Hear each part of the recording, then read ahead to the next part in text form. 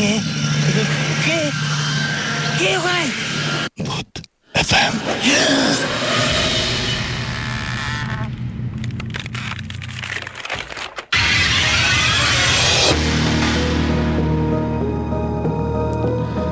শুনছেন সবসময় রেডিও ফুটের সাথে আছে রাসেল এবং চলছে ভূত এফএম এবং ভূত এফএম আপনাদের সবাইকে আবারও হোসেন, খন্দকার সাকাত হোসেন, আমরা দুইজন আপনার ডিউটি শেষ করে ক্যাম্পে ফেরত আসছিলাম, ট্রেনিং সেন্টারে ক্যাম্পে। তো আসার সময় আপনার ক্যাম্পে আসার একটু আগে একটা আম গাছ আছে, তো ওটার গোড়াটা আপনার ভালো করে বাঁধা কিন্তু ভাঙা।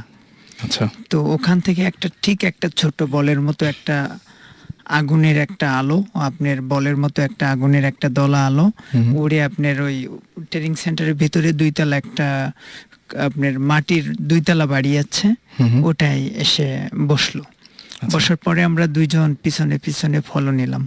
নেওয়ার পরে ওই বিল্ডিংটা থেকে 10 থেকে 15 হাত দূরে আমরা দুইজন দাঁড়ালাম।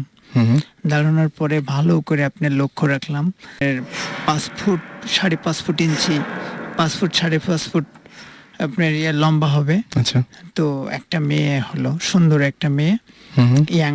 তো মেয়েটার গায়ে অনেক স্বর্ণ অলংকার আছে, প্লাস আপনার মাথায় তাজ ফাজ, হাতে আংটি, অনেক কিছু আছে দেখার মতো, খুবই সুন্দর। তো ওইখানে আমরা প্রায় 7-8 মিনিট ধরে দেখলাম।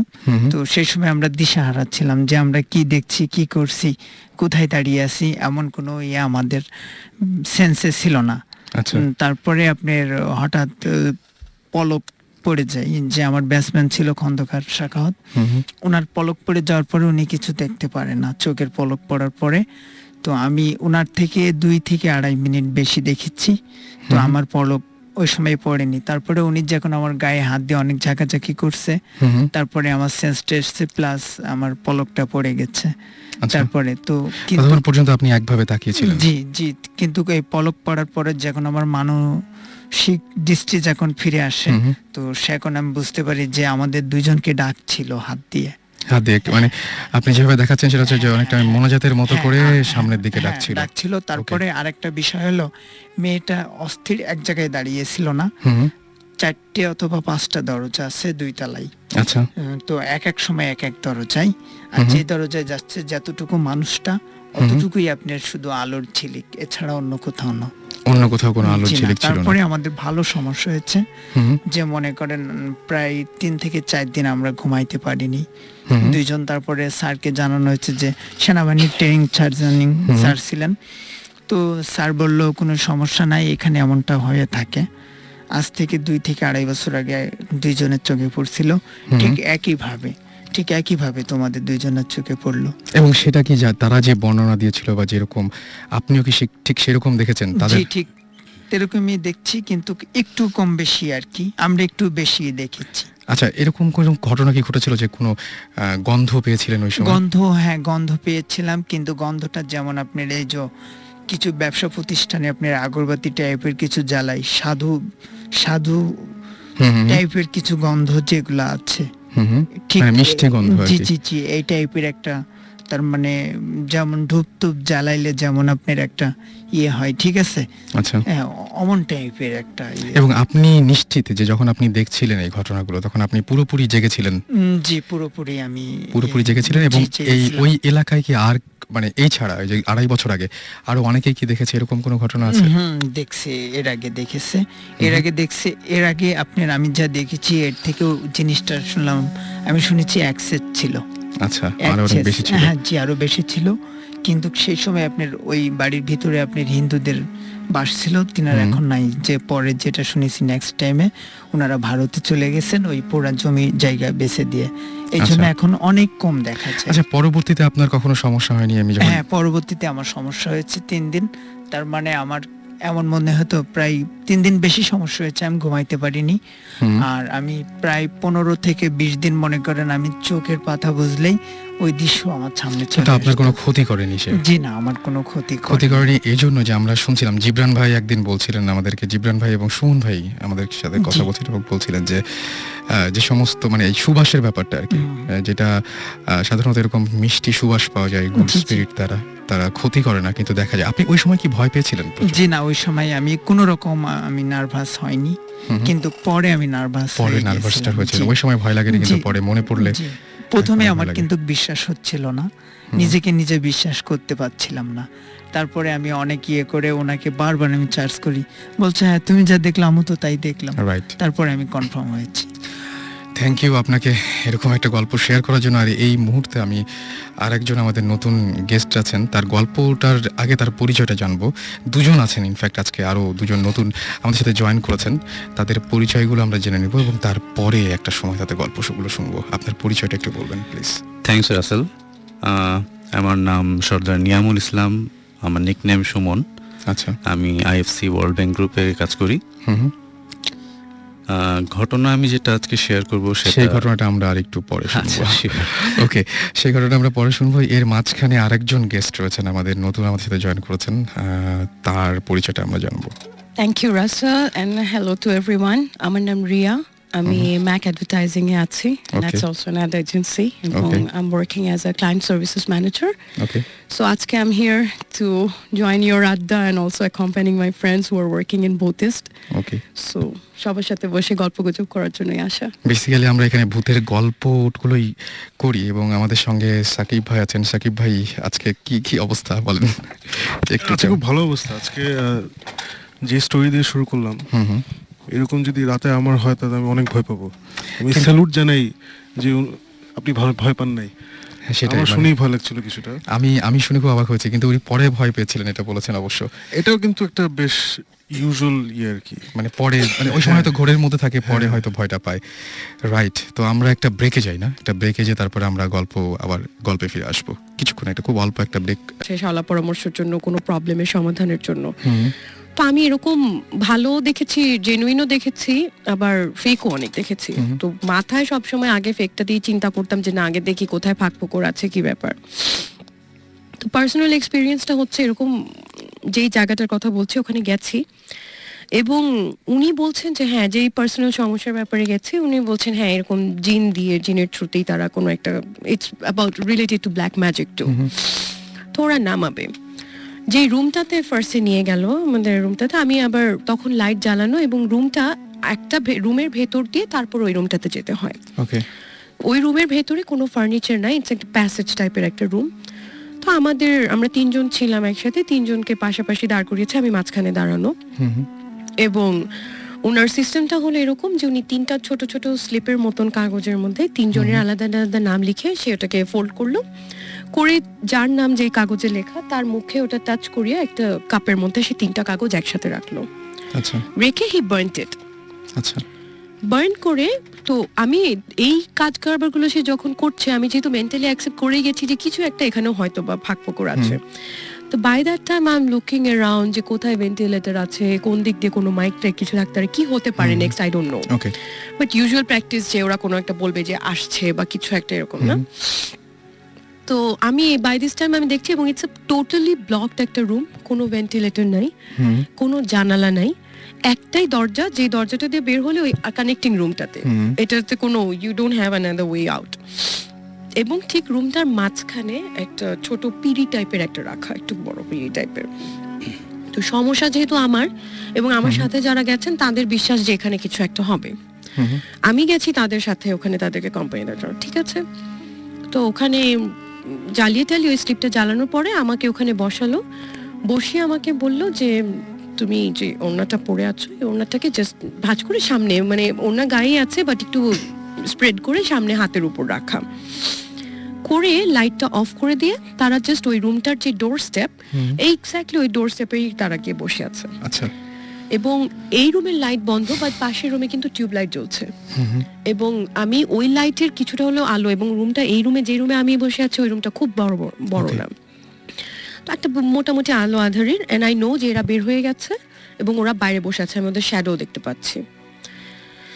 তো জাস্ট বাইরে থেকে আমাকে বললো যে তুমি স্থির থেকো, কোনো রকম ভয় পেও না। এখন ঘরটার মধ্যে একদম পুরোপুরি আপনি এখন একা। জাস্ট রুমটা আমি আপনাকে বলি হয়তো 4 ফিট বাই 8 ফিট টাইপের একটা রুম।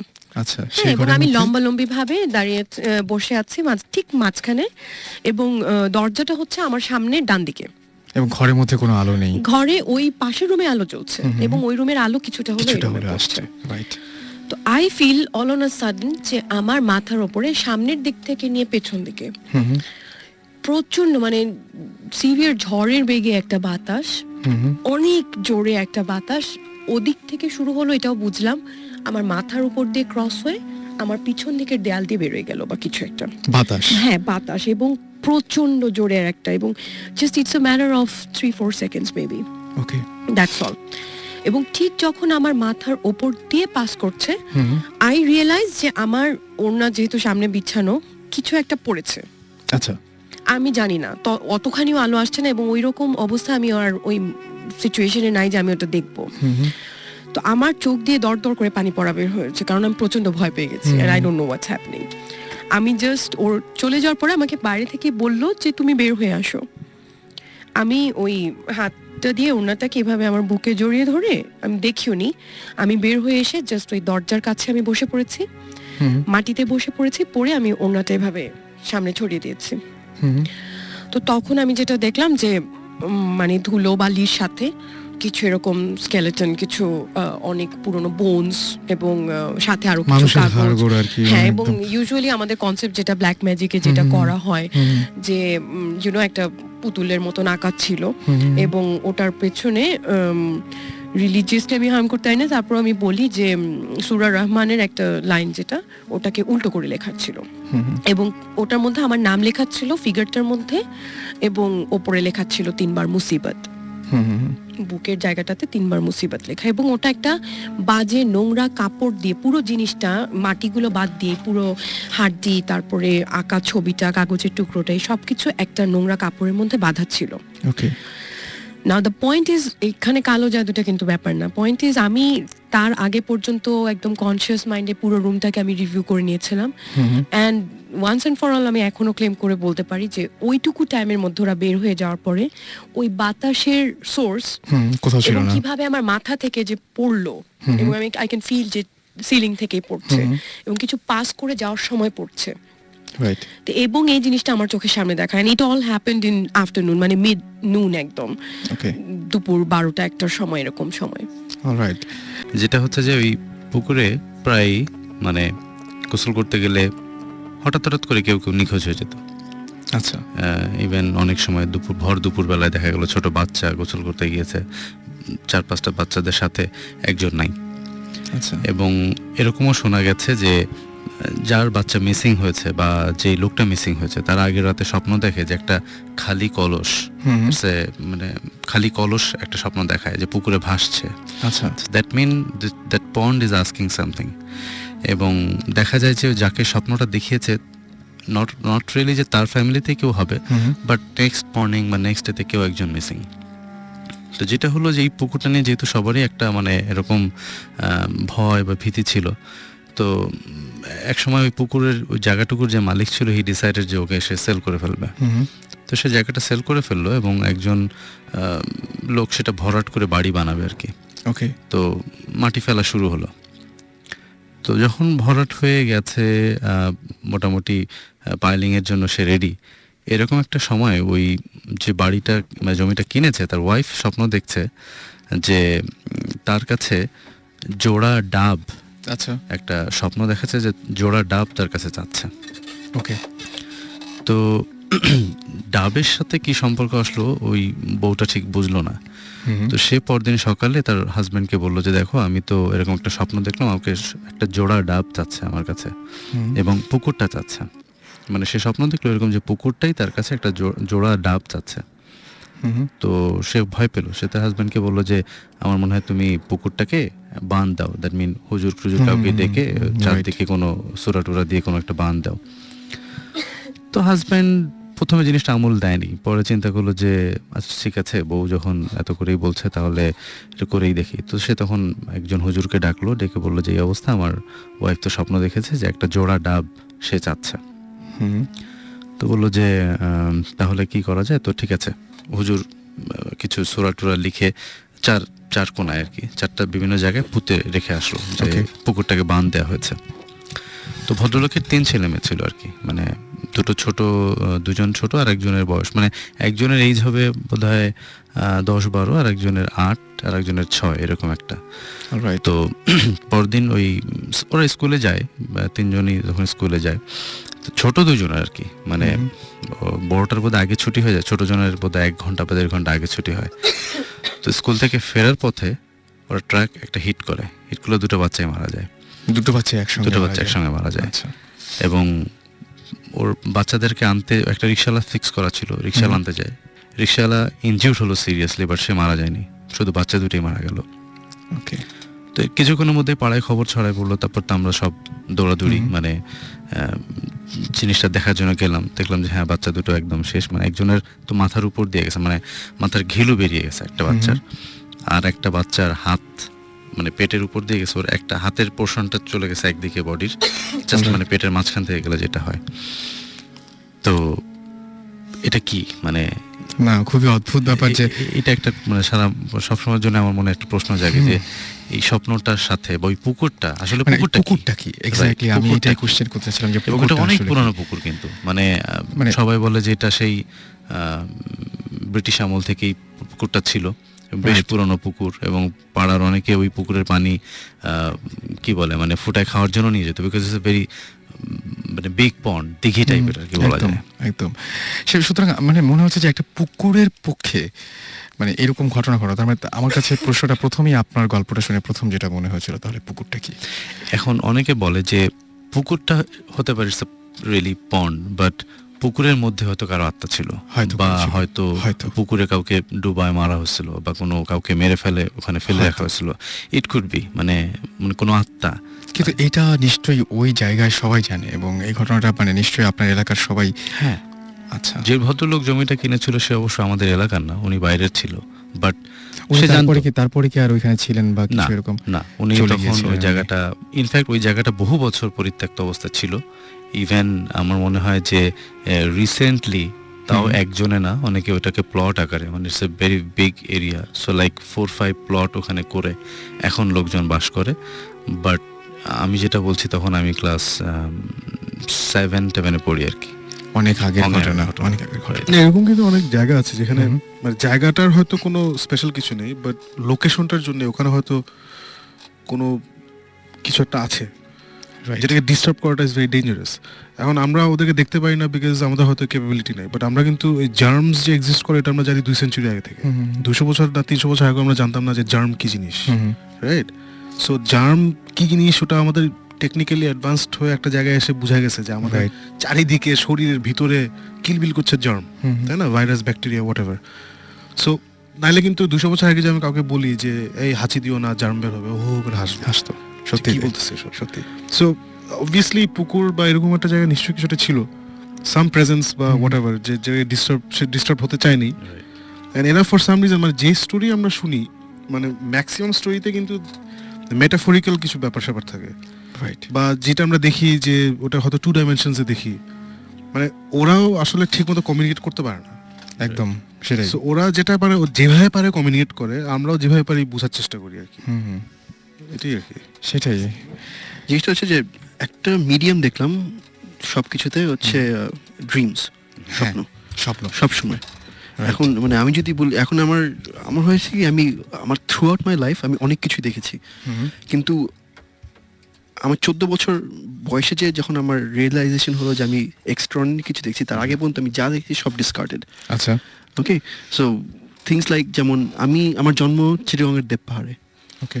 সো ওই দেব পাহাড়ের স্টোরিগুলো আরেকদিন বলবো, বাট ওইখানে আমার আজ পর্যন্ত আমি অনেক বাসায় থেকেছি, চিরং থেকে ঢাকা আসার পরে অনেক বাসায় থেকেছি, কিন্তু ওই বাসার মানে এভরি সিঙ্গল ডিটেল আমার মুখস্থ। অ্যান্ড আমি বাসা ছেড়েছি বোধহয় 3 বছর বয়সে, 4 বছর বয়সে আমি ছেড়ে দিয়েছি। 5 বছর বয়সে আমার একটা ড্রিম দেখা, কিন্তু with sound very odd, but আমরা সবাই দেখেছি না আর্মাগেডন, তারপর ডিপ ইম্প্যাক্ট, এগুলো ইয়ে। সো এখন এসে আমি রিয়েলাইজ করি যে যখন এগুলো দেখি, তো আমি তো I have seen this before. Déjà vu টাইপের একটা ব্যাপার। হ্যাঁ, ডেজাভু না, মানে এই সিনটা কি আমি বলি, আমি দেপার ছাড় পরে আই ইউজ টু হ্যাভ অনেক খারাপ স্বপ্ন ওই বাসা নিয়ে। খারাপ স্বপ্ন মানে অনেক জিনিস দেখতাম যেটা আমি বুঝতাম না। এমন একটা হয়েছে যে আমরা সবাই বাসায় বসে আছি, স্বপ্নে দেখছি যে হঠাৎ একটা নিউজ আসলো যে কিছু একটা হচ্ছে বাইরে, সবাই বের হয়ে গেছে বাসা থেকে। সো আমার আব্বার একটা ভোক্সওয়াগন ছিল তখন, সো ভোক্সওয়াগন নিয়ে আমরা বেরিয়ে গেছি। ওকে, ভোক্সওয়াগনে বেরিয়ে যাওয়ার পরে আমরা সামনে একটা বাজার ছিল, বাজারে এসে থামছি, আর তখন রাত। মানে আমি বুঝতে যে গভীর রাত, কিন্তু চারপাশে তখন আমার তো ইয়ে নাই, মানে বাইরে থাকার, এত রাত জেগে থাকার ইয়ে নেই। সবাই মানুষ কিলবিল করছে এরকম সব। আমি তো লাইক ওয়াও, এত রাত্রে সবাই উপরে তাকায় আছে। ওকে, সো আমি বলছি কেন, আমি তো গাড়ির ওই জানলার উইন্ডো সিটে বসে আমি তাকিয়ে আছি। সবাই উপরে তাকায় দেখলাম যে অ্যাস্টেরয়েড টাইপের এমন একটা কিছু সোজা আমাদের উপর আসছে।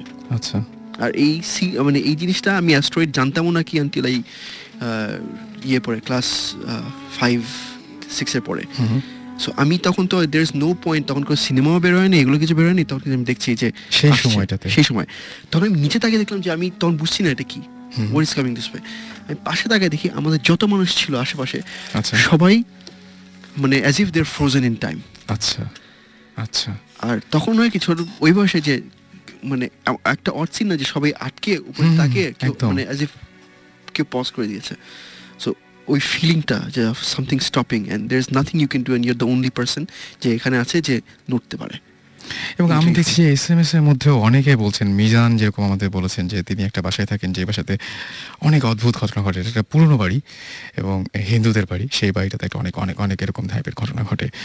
আমাদেরকে আরও SMS করেছেন, দেখতে পাচ্ছি এখানে উৎসব, দেব, নয়ন, মুস্তাফিজ আমাদের SMS করেছেন, নোবেল, তারপরে আমাদের SMS করেছেন নাথ, MD নাথ, এছাড়াও KM শহীদুল SMS করেছেন, নবনী, এছাড়াও SMS করেছেন শান্ত। আমরা এই SMS গুলা কি মানে সামহাউ অ্যাড্রেস করতে পারি নেক্সট শোতে? আমরা SMS অনেক SMS আসছে, আমরা ওগুলো কিন্তু পড়ার টাইম পাচ্ছি না, আমরা টাইম নিজেরাই এত বকবক, হ্যাঁ আমরা নিজেরা এত বেশি কথা বলছি যে পাচ্ছি না আসলে কথা, মানে আর ব্যাপারগুলো এত ইন্টারেস্টিং ছিল হ্যাঁ যে আমরা আসলে ছাড়তেও পারছিলাম না, আমাদের শুনতে ইচ্ছা করছিল। আসলে ইন্টারেস্টিং হবে, সবার গল্পগুলো এত মজার। সো এই SMS গুলো যদি আমরা একটু ঘাটিয়ে দেখে নেক্সট শোতে একটু অ্যাড্রেস করতে পারি, আই থিংক ইন্টারেস্টিং হবে। রাইট।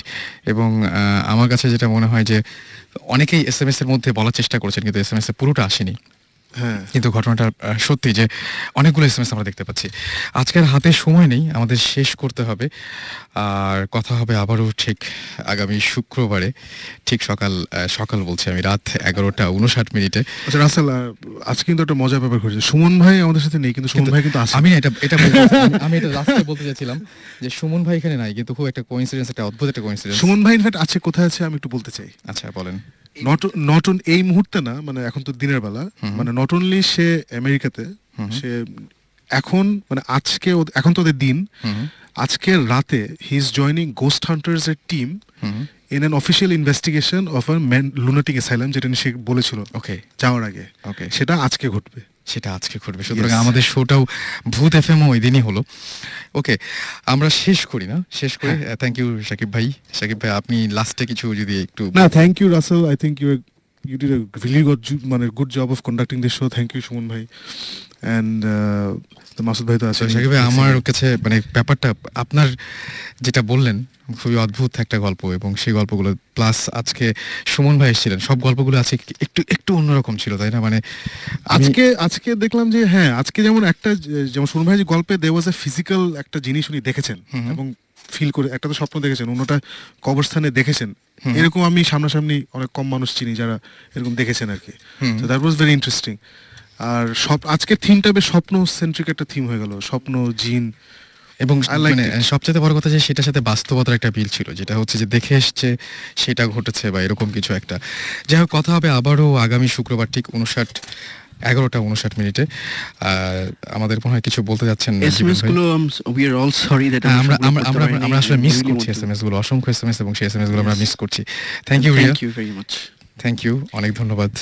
আমার খুব ভালো লাগলো, অনেক ভয় পাবো এখন হয়তো বাসায় গিয়ে, জানি না, বাট আড্ডাটা খুব জমেছিল। এবং thank you to radio 40 and বুথিস্ট। জমেছিল না, বলো ভয়ঙ্কর হয়েছিল। সেটাই। আমরা চলে যাচ্ছি গানে, এবং যেতে যেতে যে গানটা প্লে করছি সেই গানটা মাইকেল জ্যাকসনের একটা গান, ঘোস্ট। চলুন শুনে আসি গানটি, অ্যান্ড আজকে রাতের মতো এখানেই টাটা।